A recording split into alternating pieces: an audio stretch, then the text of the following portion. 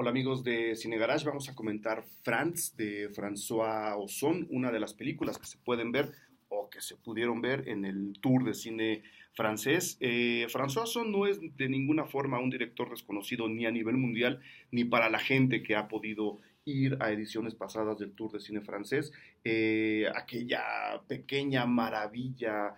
casi minúscula llamada En la casa es de él, Joven y bonita, este duro paseo por la prostitución voluntaria también es de él, Una nueva amiga también es de él, una película que vimos en el tour pasado, y ahora Franz nos muestra a un François Ozon quizá un poco más atrevido tanto en forma como en fondo. El fondo suele ser la crítica que hace siempre a la sociedad contemporánea. En este caso lo hace además con una historia ubicada entre las dos guerras mundiales que ha padecido esta humanidad, y la forma sí es mucho más ambiciosa. Si bien en las películas pasadas sabe muy bien utilizar los pasos en el tiempo, sabe muy bien utilizar su discurso cinematográfico, ahora teniendo una película de época, mi parte contada en blanco y negro, un blanco y negro además que le viene muy bien por el tema expresionista que se dio justo en el cine entre las dos primeras guerras mundiales. La otra parte está contada en color, tratando de llevarnos a una época dorada, ya sea en el pasado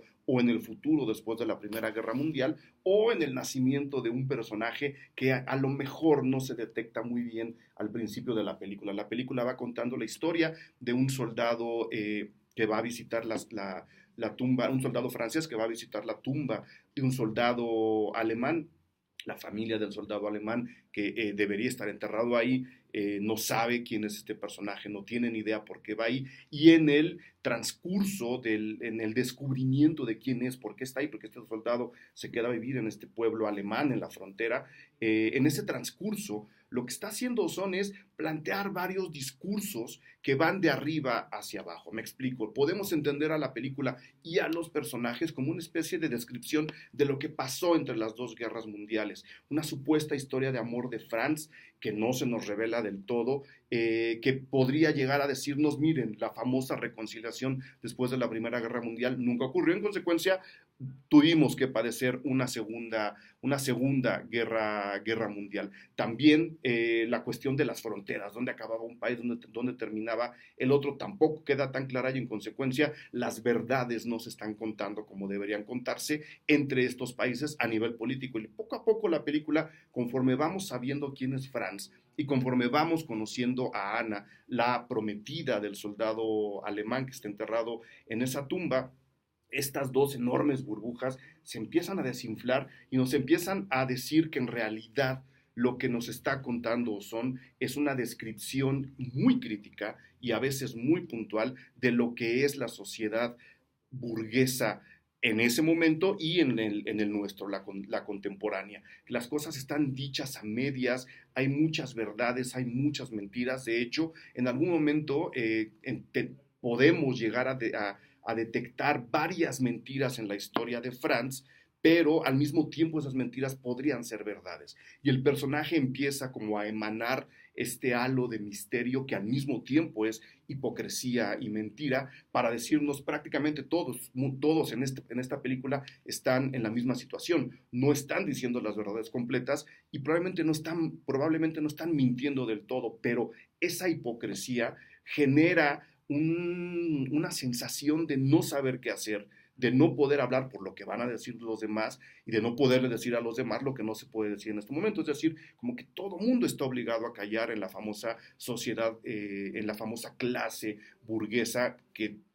seguimos padeciendo hasta ahora, el qué dirán, el mundo de las apariencias, el mundo de las hipocresías. Puedo decirle a este algo, pero a este no, le tengo que contar otra cosa. No es, sin embargo, una película centrada en el chismorreo ni en ese tipo de cosas, es más bien en los velos en donde los personajes suelen esconderse para ocultar lo que no pueden o no quieren revelar, en lugar de hablar de frente como sería lo natural entre seres humanos. Ahí está el punto crítico de Ozon, que además va aderezado con este halo misterioso en el que este personaje se va moviendo y al que vamos descubriendo poco a poco, sin darnos cuenta, por supuesto, que lo que nos está contando es la construcción de un personaje muy distinto. Ahí lo voy a dejar para que ustedes